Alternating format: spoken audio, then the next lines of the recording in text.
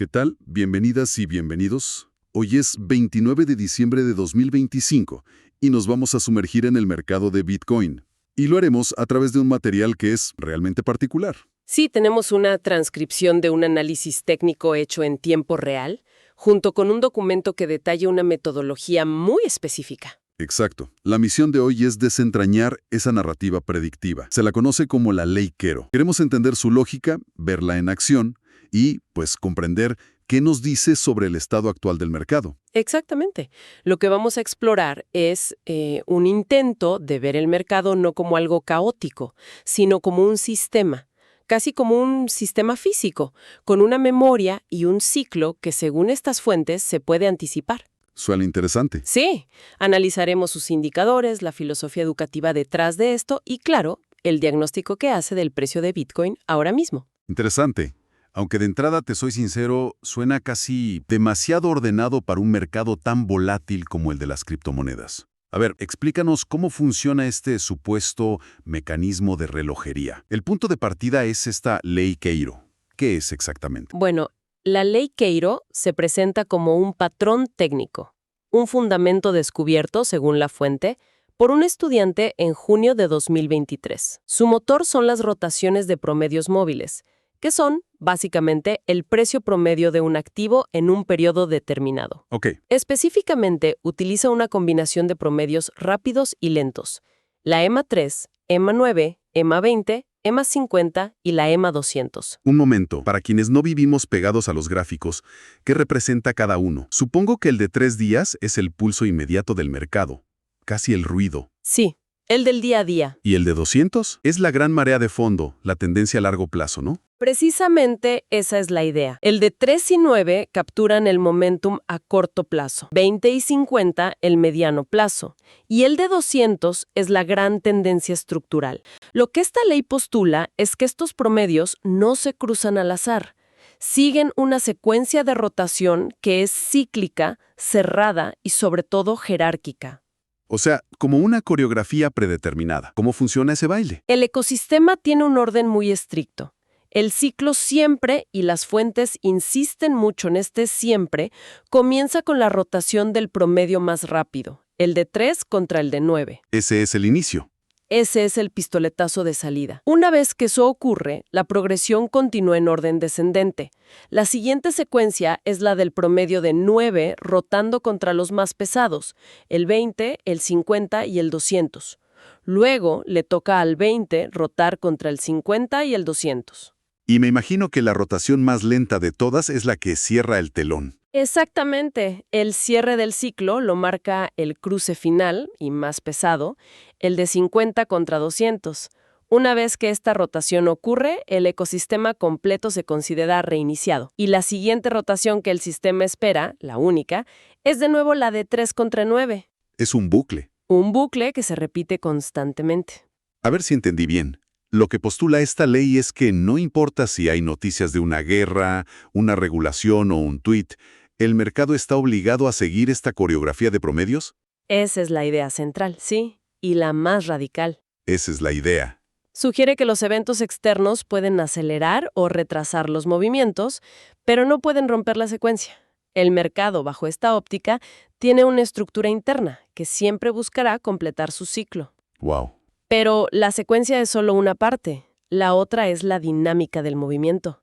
Y aquí es donde se pone todavía más interesante. Espera un momento. Estás diciendo que la fuente usa analogías de la física, como fuerza centrípeta, para hablar de finanzas.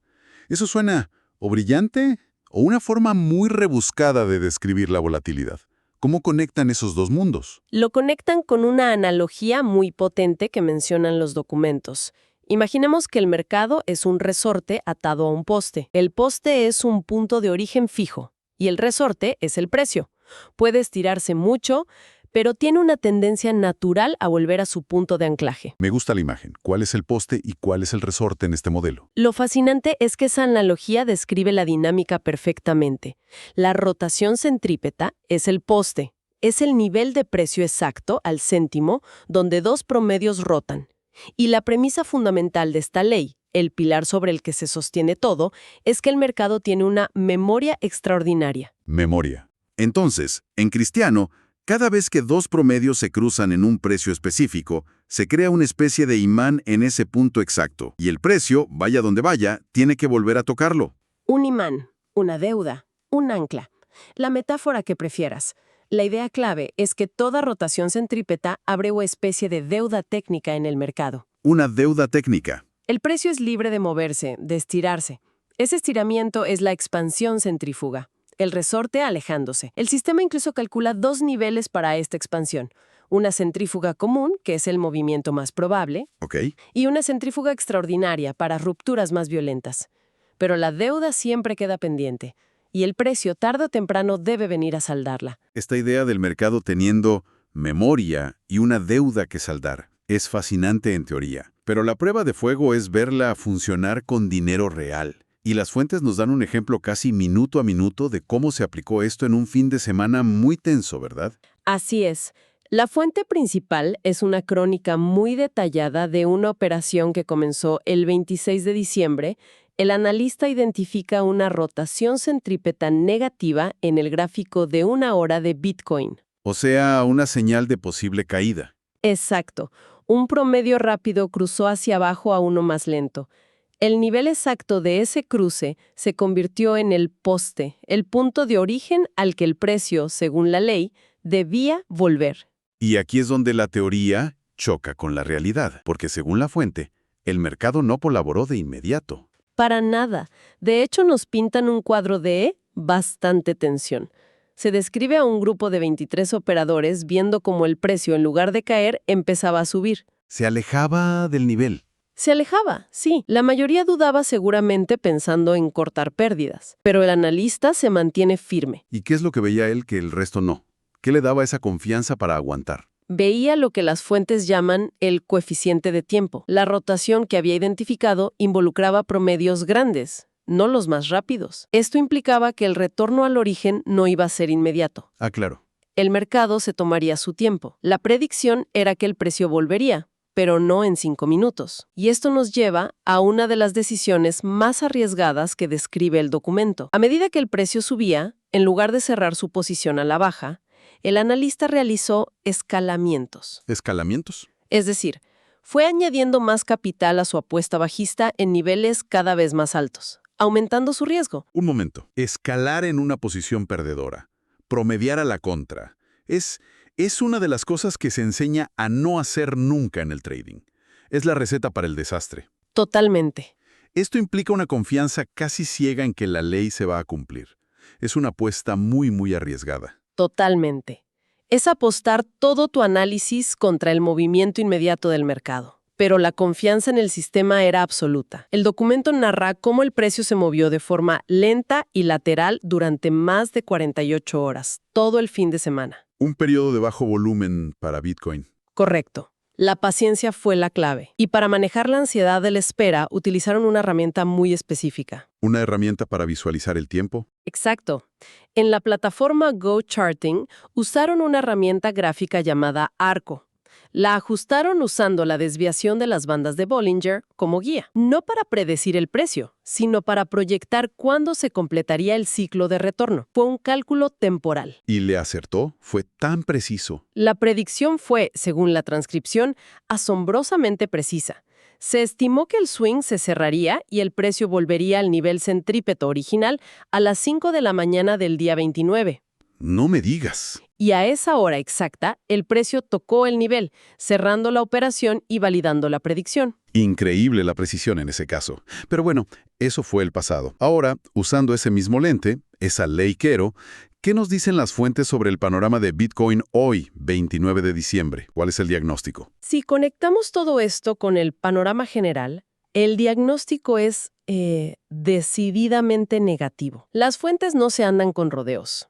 Usan una palabra muy contundente para describirlo, un desastre. Uf, desastre. Esa no es una palabra que se use a la ligera en un análisis técnico. Suena que todas las luces rojas del tablero están parpadeando. ¿En qué se basan para ser tan categóricos? Se basan en la confluencia de señales negativas en múltiples marcos temporales, empezando por el corto plazo, en el gráfico de horas, todo el ecosistema de promedios, Todos. todos, el de 3, 9, 20, 50 y 200, están en rotación negativa. Pero lo más importante, el evento clave, es que se ha producido la cruz de la muerte. La famosa cruz de la muerte. Para que quede claro, ese es el cruce del promedio de 50 por debajo del de 200, correcto. La señal bajista por excelencia. Correcto. Y en el contexto de la ley Quero, es la rotación final la más lenta y pesada del ciclo. Su aparición confirma que el ciclo completo se ha volteado a negativo y sugiere que entramos en una fase bajista que, según sus estimaciones, podría durar más de 150 horas. Solo en este marco temporal. Solo en el de horas, sí. Y supongo que esa negatividad en el corto plazo empieza a contagiar a los gráficos más grandes, como una mancha de aceite. Inevitablemente. El análisis muestra que la negatividad de los gráficos de corto plazo ya está impactando a los de largo plazo.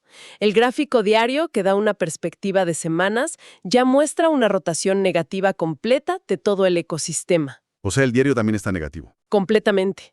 Y si miramos el mensual, el de la gran tendencia, el análisis es aún más sombrío. Sugiere una posible caída hacia la EMA 50, que está en la zona de los $60,000. ¡60,000! E incluso se atreve a mencionar la posibilidad, a muy largo plazo, de volver a niveles de origen históricos, como los $8,000. ¡8,000! Para cerrar ciclos de deuda técnica que se abrieron hace mucho tiempo. Eso es una caída monumental. Ahora, la fuente también identifica una formación que parece contradecir todo esto, un triángulo ascendente en un marco de 15 días. Eso va en contra de lo que dice el manual, ¿no? Un triángulo ascendente normalmente debería romper hacia arriba, porque aquí la conclusión es la opuesta. Correcto, un triángulo ascendente es, por definición, un patrón de continuación alcista. Debería romper al alza. Típicamente sí, sin embargo aquí el contexto lo es todo. El análisis hace una distinción clave. Señala que el precio se está negociando en la base del triángulo, en la zona de soporte, no presionando la resistencia para romper. Está débil. Caída del soporte. Es como tener un coche de carreras con el motor gripado. Por fuera parece que va a acelerar, pero por dentro todo indica que se va a parar. Entonces, con todo este panorama, ¿cuáles son los niveles concretos que se están vigilando para las próximas horas? Para las próximas 24 horas, la fuente menciona que los niveles probables de negociación están en un rango entre los 86,268 por abajo Ok. y los 89,349 por arriba. Sin embargo, dado el peso de todas las señales negativas que hemos discutido, el análisis concluye que el nivel que tiene más probabilidades de ser alcanzado es el extremo inferior. La zona de los 86,000. E incluso se menciona un objetivo más bajo, en la zona de los $85,000. Entendido. En resumen, la ley Quero, según estas fuentes, propone una visión del mercado no como un animal emocional, sino como un sistema físico, un bucle continuo donde cada movimiento genera una obligación de retorno. Sí, la idea clave, la que se repite una y otra vez, es que el mercado siempre vuelve a sus puntos de rotación. Para saldar sus deudas. Y cerrar el ciclo antes de empezar el siguiente. Y esto plantea una pregunta importante para reflexionar, que va más allá del próximo movimiento del precio, ¿no? Totalmente.